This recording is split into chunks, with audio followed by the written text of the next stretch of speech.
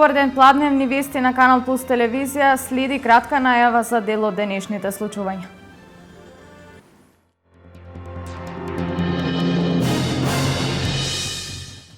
Со недостиг на вода и струја секојдневно се соочуваат жителите на Виничко и Калиманци.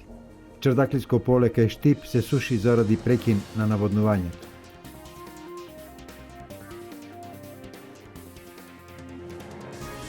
Финишира жетвата. Земјоделците во страв дека со годинашниот род и квалитет на житото нема да ги покријат ниту производствените трошоци.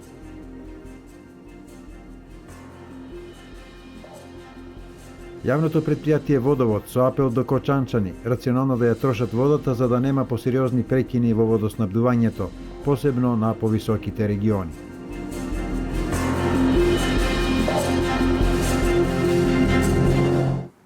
Чердаклиско поле 10 дена е без вода. На удар на сушата се 1500 хектари со разновидни земјоделски култури. Зошто проблемот не се решава, никој не знае. Последиците од сушата веќе се видливи и во Виничко Калиманци, каде има реална опасност од помор на стоката. Освен водата, проблем на жителите е и слабиот напон на струја. Жештините и сувите пасишта не одат во прилог на животните. Сточарите од Виничко Калиманци стравуваат дека сушата ќе им го преполови не само млекото, туку и стадото. По линијата суви пресушени, ниту изворчиња, ниту кладенчиња. Е единствен извор за напојување е бунарскиот систем кој со вода го снабдува село Калиманци. Високи температури мака мачеме највише за вода. Вода нема дека да ја набоиме и ќе умира стоката тука. Нема никаква, сме слаби со вода. Немаме за домашни употреби вода да имаме. По мој вече цел месец пресана, имаше бунари, ама пресана. Инаку водата исправна ли е барем за пиење? Исправна, не сме до сега трел на ден нешто, не е загадено, не е намено. Немаме никакви повреди. Со патиштата сме па добри, а со водата сме лоши многу. Вани ич не е однемува. Така? Има си убава вода се. А сега почна да однемува. Кога има, кога нема. Најпат тука замина и кажува, вика, одено, 3 пати ќе однемува и пак ќе дооди, помалце. С ноќта нема од 5 сата, па се валеа, прокај 7 дојде. Напана си шишења, туби, да се имам за стално. Од јавното комунално предпријатие Солидарност денес со цистерна се напојуваше бунарскиот систем, а веќе неколку дена се работи на нови зафати за обезбедување доволни количини на вода. Немаше доволни количини на вода кои што доаѓаа во бунарското построение, а ние извршивме една интервенција од два нови извори, ја спроведовме водата во бунарското построение, така да очекувам деновиве да се стабилизира водоснабдувањето. Не само водата, и струјата е проблем за жителите од оваа ритско-планинско место. И бунарето пресана. Бунаре имаме, струја немаме. Струјата не јаде. А зошто немате струја? Немаме струјич. Слаба е струјата. На светичка. Кога е најпотребна ја нема, а кога ја има во изобилство, стравуваме и не знаеме да ја абсорбираме во изградба на нови брани и акумулации за кои со години се зборува, но за жал многу малку или воопшто не се инвестира. Луцерката, пченката и другите земјоделски култури во Чердаклиско 10 ден се без вода. Од никаде нема објаснување зошто водата ја нема, а сопствениците на земјоделски имоти се загрижени бидејќи целиот труд може да им го собере сушата. Јас, на пример, имам 4 хектара луцерка и 4 хектара пченка. Едната нива не може да ја навадам и нема да се навади, нема шанса. На 2 места е пукната цевката и се апелираме да ја направат, ќе ја направиме и не е направено до ден денеска. Чердакличани последните години, иако се на почетокот од системот за наводнување, што минува од Долни Балван кон Лозово, постојано се соочуваат со истиот проблем. Водата или ја нема, или она која ќе се дистрибуира е со големи загуби поради оштетениот систем за наводнување. Чердаклија сме некако на некој начин најиспоценети од страна на водно стопанство. Нема ни една линија здрава, сите линии има по 2, по 3 цевки испукани, не ги прават, вода и таа што ја пушат така безразборно тече, а па и ја нема. Место да ја пушат водата во мај до крајот на мај, оние пушија во крајот на јуни. Инаку под системот за наводнување во атарот Нова село се наоѓаат околу 1500 хектари кои порано се наводнуваа. Денес едва и 50 хектари. Жителите на Чердаклија очекуваат брзо надминување на проблемот, зашто доколку не се обезбеди водата, Во неповрат ќе отидат големи количества суровина за добиточна храна. Во прашање ќе биде доведен и опстанокот на околу 500 грла крупен добиток и околу 1000 грла овци, кои се одгледуваат во околината на ова село. Енормно зголемена е потрошувачката на вода во Кочани. 200 литри во секунда се испорачуваат на граѓаните веќе неколку дена, заради што од јавното предпријатие Водовод апелираат граѓаните рационално да ја користат водата, потрошувачката да се намали и вода да има и за жителите во повисоките региони.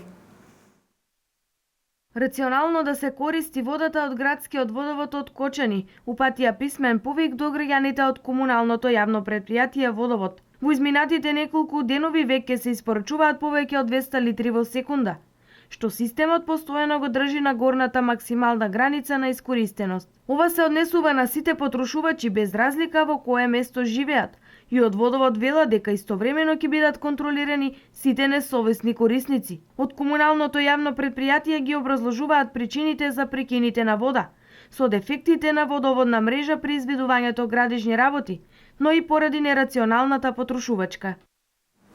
Нема шетање во шумите заради опасност од пожари. Министерството за земјоделство до 5 август забрани движење во шумските појаси во период од 7 до 17 часот. Казната за непочитување на забрана изнесува 2000 евра. Општините апелираат сопствениците на дворови, ниви и градежно земјиште да ги искосат нараснатите грмошки кои носат опасност од пожари во овие високи температури.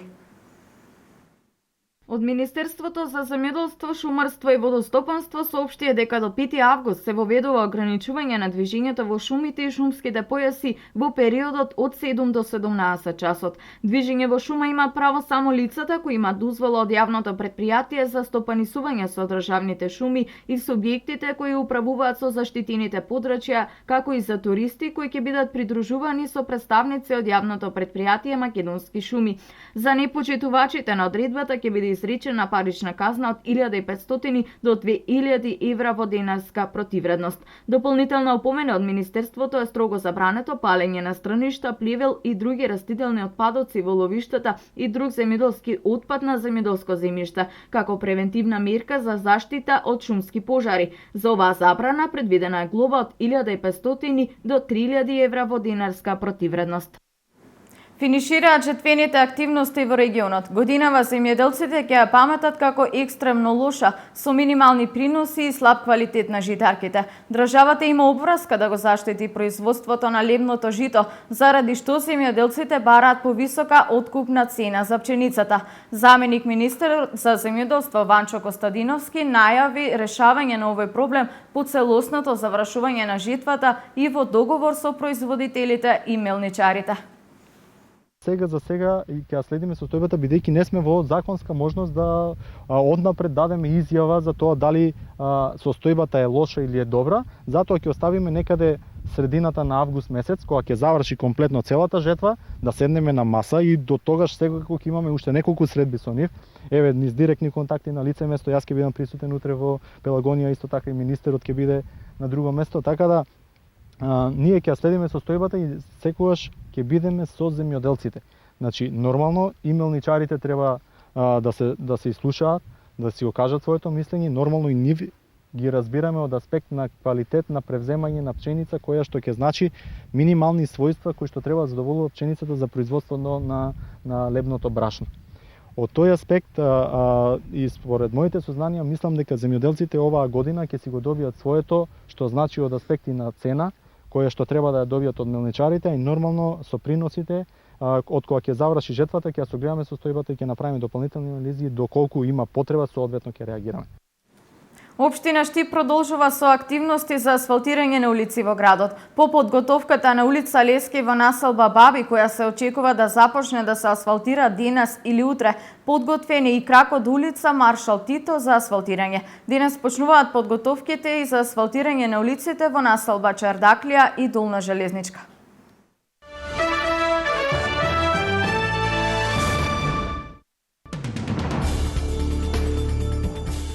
Серија експлозии одекнаа во нигерискиот град Гомбе, при што животот го загубија најмалку 40 лица.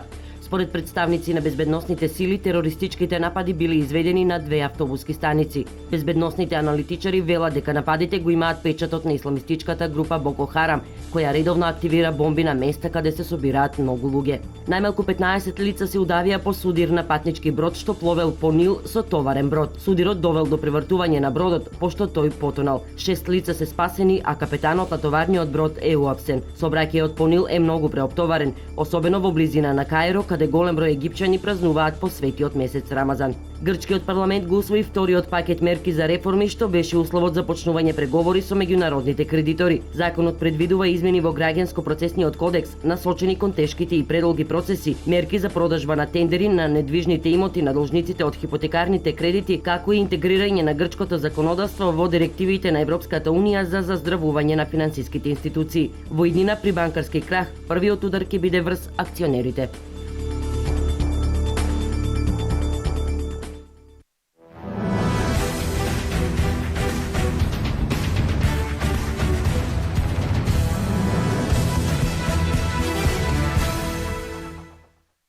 Извлекувањето на календарот за надпреварите од првата македонска фудбалска лига за надпреварувачката сезона 2015-2016 ќе се одржи денес, 23 јули, во куќата на фудбалот. Половина час подоцна ќе биде познат и календарот за надпреварите во втората македонска фудбалска лига за надпреварувачката сезона. Фудбалскиот клуб Брегалница денес ќе ги дозна и првите ривали за новата сезона, во која надпреварите ќе ги игра на стадионот во Кочани поради реконструкцијата на градскиот стадион во Штип. Македонската кошаркарска репрезентација на престојното европско првенство во септември ќе предводи Маријан Срабиновски. Ова го потврдија од Македонската кошаркарска федерација со соопштение по најавите дека поранешниот помошник во селекцијата ќе го наследи Джигик. Срабиновски ќе добива стручна помош од директорот на федерацијата Заре Марковски. Македонската јавност се уште чека подетални одговори од федерацијата за причината да го заменат Александар Джикик, кој со помладен тим ја однесе Македонија на европското првенство, а сега нема можност да ја води. Во сабота ќе започнат подготовките за Евробаскетот 2015, кој ќе се одржи во Загреб.